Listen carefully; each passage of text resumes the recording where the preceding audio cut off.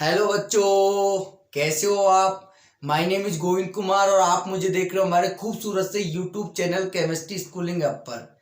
बच्चों, पिछले लेक्चर में हम भौतिक एवं रासायनिक परिवर्तन के बारे में पढ़ चुके हैं। आज के लेक्चर में हम बात करने वाले हैं रासायनिक अभिक्रिया की। तो रासायनिक अभिक्रिया किसे कहते हैं?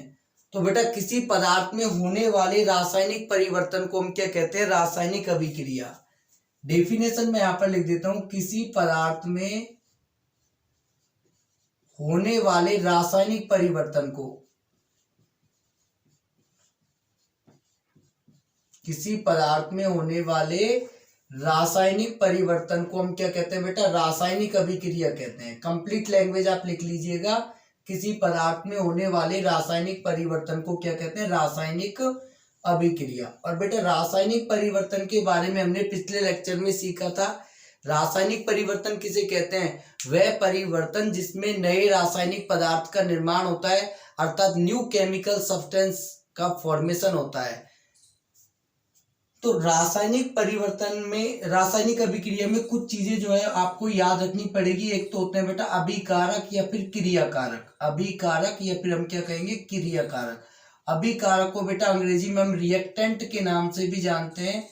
तो ध्यान रखना, क्रिया करने वाले पदार्थों को बोलते हैं बेटा हम अभिकारक, है ना। रासायनिक अभिक्रिया में क्रिया करने वाले पदार्थों को हम क्या कहते हैं? अभिकारक, है ना। अभिकारक किसे कहेंगे बेटा? क्रिया करने वाले पदार्थों को, है ना। किसी रासायनिक अभिक्रिया में क्रिया करने वाले पदार्थों को बेटा हम क्या कहेंगे? अभिकारक। क्रिया करने वाले पदार्थों को हम क्या कहेंगे? अभिकारक। और एक होता है बेटा उत्पाद। एक क्या होता है बेटा? उत्पाद। उत्पाद को अंग्रेजी में बोलेंगे प्रोडक्ट। उत्पाद को अंग्रेजी में क्या बोलेंगे? प्रोडक्ट। अच्छा, नए बनने वाले रासायनिक पदार्थों को हम क्या बोलेंगे बेटा? हम जानते हैं रासायनिक परिवर्तन में नए रासायनिक पदार्थों का निर्माण होता है, तो नए बनने वाले रासायनिक पदार्थों को हम क्या बोलेंगे बेटा? उत्पाद, है ना। नए बनने वाले रासायनिक पदार्थों को, नए बनने वाले रासायनिक पदार्थों को बेटा हम क्या बोलेंगे? उत्पाद, है ना। क्रिया करने वाले रासायनिक पदार्थों को तो हम क्या बोलेंगे बेटा? क्रियाकारक या अभिकारक। और नए बनने वाले रासायनिक पदार्थों को बेटा हम क्या बोलेंगे? उत्पाद या फिर क्रियाफल, या फिर क्या कहेंगे बेटा? क्रियाफल। अच्छा, जैसे अभिकारक को तो बेटा मैं आर से रिप्रेजेंट कर देता हूं, और प्रोडक्ट को मैं किससे रिप्रेजेंट कर देता हूं? पी से। तो ध्यान रखना बेटा, अभिकारकों को, रासायनिक अभिक्रिया जब हम लिखते हैं तो अभिकारकों को तो बाईं तरफ लिखते हैं और उत्पादों को बेटा दाईं तरफ लिखते हैं। और यदि अभिकारकों की संख्या एक से अधिक होती है तो उनके बीच में बेटा, यदि अभिकारकों की संख्या क्या होती है? एक से अधिक होती है, तो उनके बीच में हम प्लस का चिन्ह लगा देते हैं। अभिकारकों या उत्पादों की संख्या एक से अधिक होने पर उनके बीच में क्या लगा देते हैं बेटा? प्लस का चिन्ह लगा देते हैं। तो हमने देखा, एक तो बेटा रासायनिक अभिक्रिया में अभिकारक होते हैं और एक होते हैं उत्पाद, ना। तो क्रिया करने वाले पदार्थों को अभिकारक बोलते हैं और नए बनने वाले पदार्थों को क्या बोलते हैं बेटा? उत्पाद। ठीक है, आगे चलते हैं। अब हम बात करने वाले बेटा टाइप्स ऑफ केमिकल रिएक्शन, रासायनिक अभिक्रियाओं के प्रकार, है ना। रासायनिक अभिक्रियाओं के प्रकार। मैं यहाँ पे हेडिंग डाल देता हूं बेटा, रासायनिक अभिक्रियाओं के प्रकार।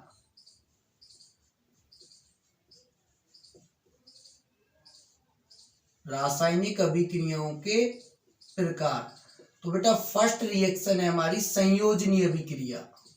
फर्स्ट रिएक्शन कौन सी है बेटा? हेडिंग डाल देता हूं मैं यहाँ पर, संयोजनीय अभिक्रिया। अंग्रेजी में बोलेंगे बेटा कॉम्बिनेशन रिएक्शन, संयोजनीय अभिक्रिया। तो संयोजनीय अभिक्रिया किसे कहते हैं बेटा? एग्जाम्पल के थ्रू समझते हैं। एग्जाम्पल नंबर फर्स्ट देखिएगा, मैग्नीशियम रिबन का वायु की उपस्थिति में दहन। दहन का मतलब होता है बेटा जलना, है ना। मैग्नीशियम रिबन का वायु की उपस्थिति में दहन। मैग्नीशियम रिबन का वायु की उपस्थिति में दहन। तो मैग्नीशियम का बेटा वायु की उपस्थिति में हम दहन करवा रहे हैं, तो Mg+O2, और यहाँ पर क्या बनेगा बेटा? MgO। क्या बनेगा? MgO। रिएक्शन को बेटा बैलेंस कर लीजिएगा। यहाँ पर ऑक्सीजन के कितने एटम है? 2, और इधर भी ऑक्सीजन के कितने एटम है? इधर ऑक्सीजन के कितने एटम बेटा? 1 एटम। तो यहाँ पर 2 लगा देते हैं। क्या लगा देते हैं बेटा? 2।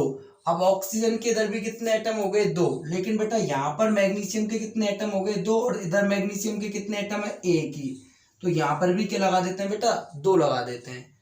तो ध्यान से देखिएगा बेटा इस अभिक्रिया में क्या हो रहा है कि 2 अभिकारक है ना, 2 अभिकारक आपस में संयोग करके कितने उत्पादों का निर्माण कर रहे हैं, एक उत्पाद का निर्माण कर रहे हैं ना।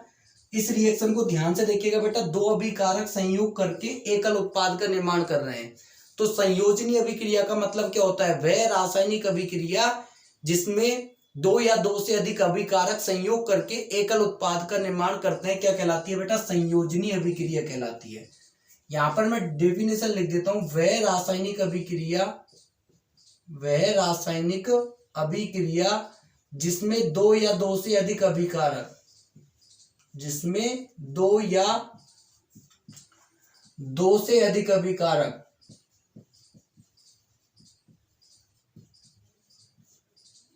वह रासायनिक अभिक्रिया जिसमें 2 या 2 से अधिक अभिकारक संयोग करके एकल उत्पाद का निर्माण करते हैं। किसका निर्माण करते हैं बेटा, एकल उत्पाद का निर्माण करते हैं, एकल उत्पाद का निर्माण करते हैं। क्या कहलाती है बेटा, संयोजनी अभिक्रिया कहलाती है। तो वह रासायनिक अभिक्रिया जिसमें 2 या 2 से अधिक अभिकारक संयोग करके एकल उत्पाद का निर्माण करते हैं। ठीक है बेटा, और एग्जाम्पल देखिएगा, जैसे एक एग्जाम्पल है कोयले का दहन, है ना, कोयले का दहन। कोयले को बेटा हम जला रहे हैं, कोयला देखो, कोयला क्या होता है, कोयले में एलिमेंट कौन सा होता है बेटा, कार्बन। कार्बन को बेटा हम वायु की उपस्थिति में जला रहे हैं, तो यहाँ पर क्या बनेगा, कार्बन डाइऑक्साइड। तो देखो बेटा रासायनिक अभिक्रिया में न्यू केमिकल सब्सटेंस यानी कि नए रासायनिक पदार्थ का निर्माण होता है। यहाँ पर कार्बन डाइऑक्साइड और मैग्नीशियम ऑक्साइड, ये क्या है बेटा, न्यू केमिकल सब्सटेंस यानी कि नए रासायनिक पदार्थ है। तो देखिएगा बेटा यहाँ पर भी 2 अभिकारक संयोग करके एकल उत्पाद का निर्माण कर रहे हैं। यहाँ पर भी बेटा 2 अभिकारक संयोग करके एकल उत्पाद का निर्माण कर रहे हैं। और एग्जाम्पल देखिएगा बेटा, एक बड़ा ही फेमस एग्जाम्पल है, जैसे ये ध्यान से देखिएगा बेटा, ये एग्जाम्पल, ये इसका नाम आपने सुना होगा CaO, इसको अंग्रेजी में बोलते हैं क्विक लाइम। क्या बोलते हैं बेटा, क्विक लाइम। हिंदी में बोलेंगे बिना भुजा हुआ चूना, हिंदी में क्या बोलेंगे बेटा, बिना भुजा हुआ चूना। ठीक है बेटा, हिंदी में क्या बोलेंगे, बिना भुजा हुआ चूना। अब इसकी अभिक्रिया करवा रहे हैं बेटा हम किससे, वाटर से। इसकी अभिक्रिया किससे करवा रहे हैं, वाटर से। तो यहाँ पर क्या बनेगा, CaOH का होल ट्वाइस, कैल्शियम हाइड्रोक्साइड। यहाँ पर क्या बनेगा बेटा, कैल्शियम हाइड्रोक्साइड। और कैल्शियम हाइड्रोक्साइड को बोलते हैं बेटा हम बुझा हुआ चूना। क्या बोलते हैं, बुझा हुआ चूना। ठीक है बेटा, क्या बोलेंगे, बुझा हुआ चूना। ध्यान से देखिएगा, बिना बुझे हुए चूने में जल डालेंगे तो बुझ जाएगा चूना। ठीक है बेटा, बिना बुझे हुए चूने में जल डालेंगे तो बुझ जाएगा चूना। तो यहाँ पर देखिएगा बेटा कैल्शियम ऑक्साइड CaO, ये बेटा आपने यदि दिवाली की टाइम पर घर में यदि सफेदी की हो तो बेटा टंटे होते हैं, मोटे मोटे टंटे आपने खरीदे होंगे। तो टंटा जो होता है ना, उसका केमिकल फॉर्मूला ये होता है CaO, है ना। टंटे का बेटा केमिकल फॉर्मूला क्या होता है, CaO। और टंटे में जब हम जल डालते हैं बेटा ना, ध्यान दीजिएगा, टंटे में जब हम जल डालते हैं, बिना बुझे हुए चूने में हम जल डालते हैं, तो हम देखते हैं कि पानी उबलने लगता है, लात मारने लगता है पानी, दूधिया पानी का निर्माण होता है ना। ये दूधिया पानी किसका होता है बेटा, बुझा हुआ चूने का, बुझे हुए चूने का।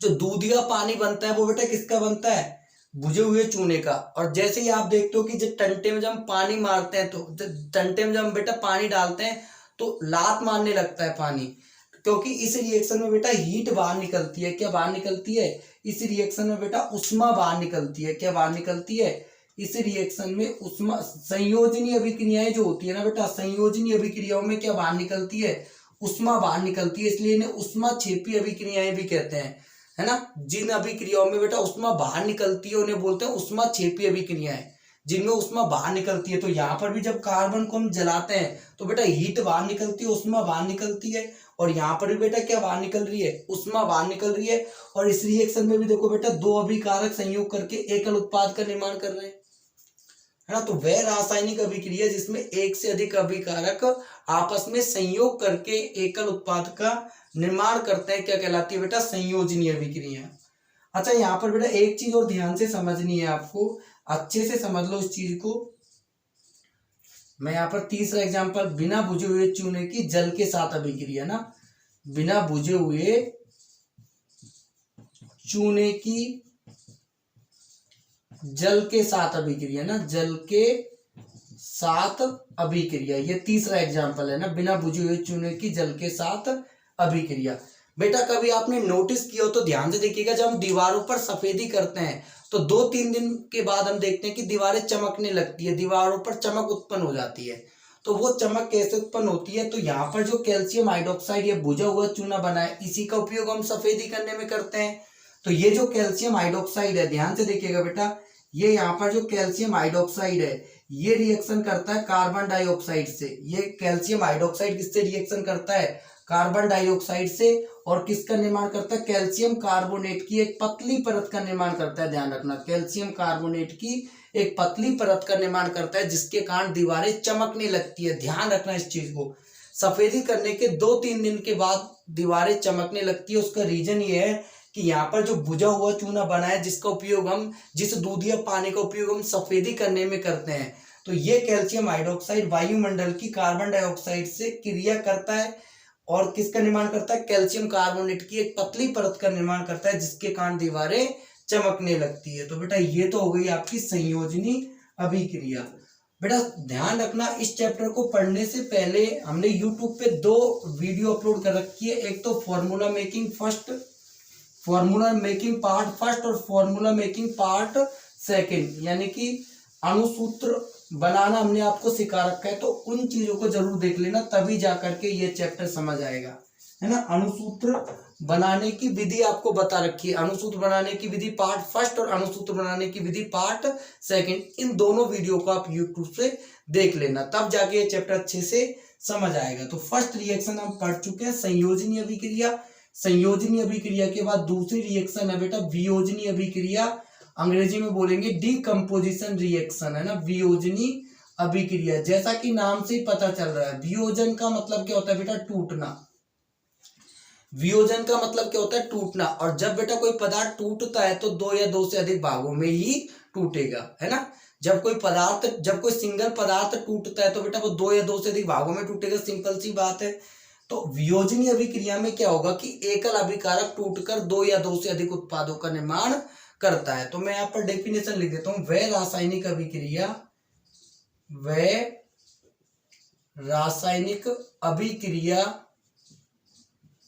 जिसमें एकल अभिकारक टूटकर, वह रासायनिक अभिक्रिया जिसमें एकल अभिकारक टूटकर 2 या 2 से अधिक उत्पादों का निर्माण करता है, 2 या 2 से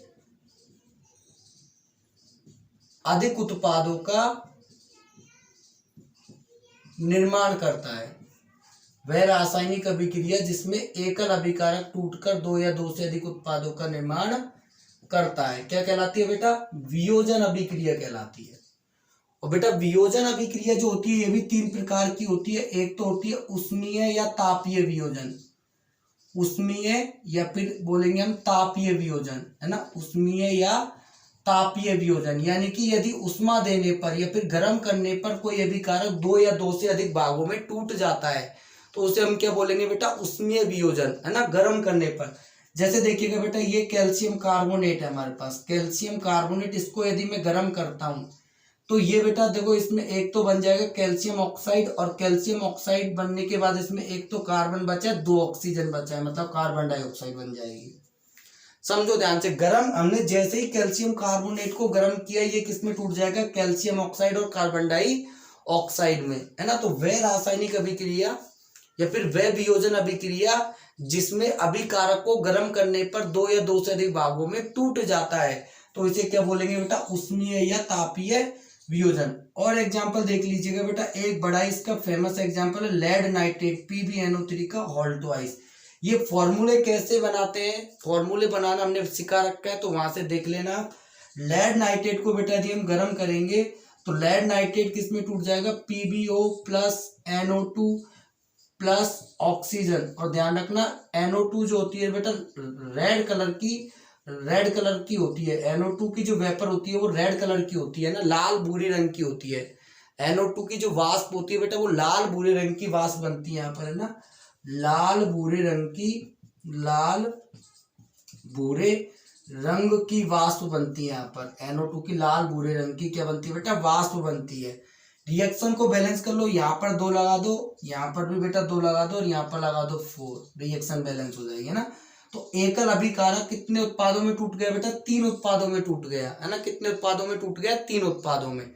तो बेटा वियोजनीय अभिक्रिया की डेफिनेशन हो जाएगी वह रासायनिक अभिक्रिया जिसमें एकल अभिकारक टूटकर 2 या 2 से अधिक उत्पादों का निर्माण करता है, क्या कहलाती है, वियोजनीय अभिक्रिया, है ना। और भी इसके एग्जाम्पल आप देख सकते हो, जैसे एक ये एग्जाम्पल है इसका, बड़ा ही ये भी काफी फेमस एग्जाम्पल है, FeSO4 को यदि आप गर्म करते हो तो ये टूट जाएगा बेटा Fe2O3 प्लस SO2 ये सॉलिड होता है बेटा और ये भी सॉलिड होता है। तो SO2 गैस होने के कारण वायुमंडल में उड़ जाएगी और यहाँ पर बन जाएगा SO3 और यहाँ पर क्या बन जाएगा बेटा SO3, ये भी गैस होती है। SO3 भी क्या होती है बेटा, गैस होती है। ये भी किसमें उड़ जाएगी, वायुमंडल में उड़ जाएगी, है ना। तो एकल अभिकारक 2 या 2 से अधिक भागों में टूट गया है, ठीक है। तो ये तो हो गई उष्मीय वियोजन। उष्मीय वियोजन के बाद दूसरे नंबर पे आती है बेटा विद्युत वियोजन, है ना। दूसरे नंबर पे वियोजन अभिक्रिया में हमने 3 प्रकार की होती है। ए हमने देख लिया बेटा उष्मीय या तापीय वियोजन और बी नंबर पे है बेटा विद्युतीय वियोजन।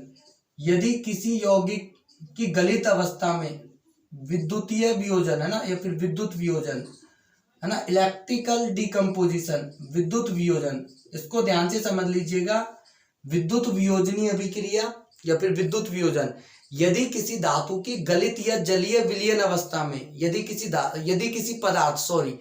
किसी पदार्थ की गलित या विलयन अवस्था में विद्युत धारा प्रवाहित करने पर वो 2 या 2 से अधिक भागों में टूट जाता है, तो इसे हम क्या बोलेंगे बेटा, विद्युत वियोजन, है ना। यदि जैसे बेटा यहाँ पर H2O है, H2O में हम क्या प्रवाहित करते हैं, विद्युत धारा। जैसे ही हम H2O में क्या प्रवाहित करते हैं बेटा, विद्युत धारा। तो H2O किस में टूट जाएगा बेटा, हाइड्रोजन और ऑक्सीजन में, हाइड्रोजन और ऑक्सीजन में। रिएक्शन को बैलेंस कर लीजिएगा बेटा, यहाँ पर 2 लगा दो और यहाँ पर भी 2 लगा दो, है ना। और जैसे NaCl है, NaCl का जलीय विलयन, NaCl के जलीय विलयन में यदि बेटा मैं विद्युत धारा प्रवाहित करूं तो विद्युत धारा प्रवाहित करने पर NaCl टूट जाएगा Na+Cl2 में। किस में टूट जाएगा, Na+Cl2 में। तो यदि किसी यौगिक की जलीय विलयन या फिर गलित अवस्था में विद्युत धारा प्रवाहित करने पर वह 2 या 2 से अधिक भागों में टूट जाता है, तो इसे हम क्या बोलेंगे बेटा, विद्युतीय वियोजन या फिर विद्युत वियोजन। और तीसरे नंबर पे बेटा प्रकाशीय वियोजन। तीसरे नंबर पे क्या है, प्रकाशीय वियोजन। प्रकाशीय वियोजन में क्या होगा, यदि सूर्य के प्रकाश की उपस्थिति में कोई यौगिक, यदि सूर्य के प्रकाश की उपस्थिति में या फिर प्रकाश की उपस्थिति में रखने पर कोई यौगिक 2 या 2 से अधिक भागों में टूट जाता है, तो इसे हम क्या बोलेंगे बेटा, प्रकाशीय वियोजन। और प्रकाशीय वियोजन का एक बड़ा ही फेमस एग्जाम्पल है, जैसे AgBr को बेटा हमने सनलाइट की प्रेजेंस में रखा, सनलाइट मतलब सूर्य के प्रकाश की प्रेजेंट में रखा, तो ये टूट जाएगा बेटा Ag+Br2 में। ये किस में टूट जाएगा, Ag+Br2 में। रिएक्शन को बैलेंस कर लो, यहाँ पर बेटा 2 लगा दो और यहाँ पर भी 2। और ध्यान रखना उपरोक्त अभिक्रिया का उपयोग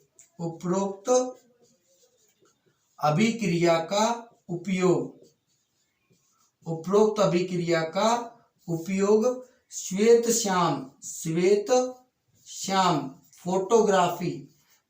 श्याम फोटोग्राफी में किया जाता है। ध्यान रखना बेटा, उपरोक्त अभिक्रिया का उपयोग श्वेत श्याम फोटोग्राफी में किया जाता है। समझ लो इस चीज को, उपरोक्त अभिक्रिया का उपयोग किसमें किया जाता है, श्वेत श्याम फोटोग्राफी में किया जाता है। श्वेत श्याम का मतलब ब्लैक एंड व्हाइट जो फोटो आती है, पहले चलती थी अब तो नहीं चलती थी, तो ब्लैक एंड व्हाइट फोटो बनाने में इस अभिक्रिया का यूज होता था पहले। आजकल तो ब्लैक एंड व्हाइट फोटो चलती नहीं है, आजकल तो कलर्ड फोटो आ गई है ना। ब्लैक एंड व्हाइट को रिप्लेस कर दिया कलर्ड फोटो ने। तो पहले चलती थी ब्लैक एंड व्हाइट फोटो, तो इस अभिक्रिया का उपयोग होता था किसमें बेटा, श्वेत श्याम फोटोग्राफी में। तो जैसे ही हमने AgBr को सनलाइट की प्रेजेंस में रखा, सूर्य के प्रकाश की उपस्थिति में रखा, ये किसमें टूट गया बेटा, Ag+Br2 में। किसमें टूट गया, Ag+Br2 में। तो ये हो गई हमारी कौन सी अभिक्रिया, वियोजनीय अभिक्रिया। तो दो रिएक्शन हम पढ़ चुके हैं बेटा।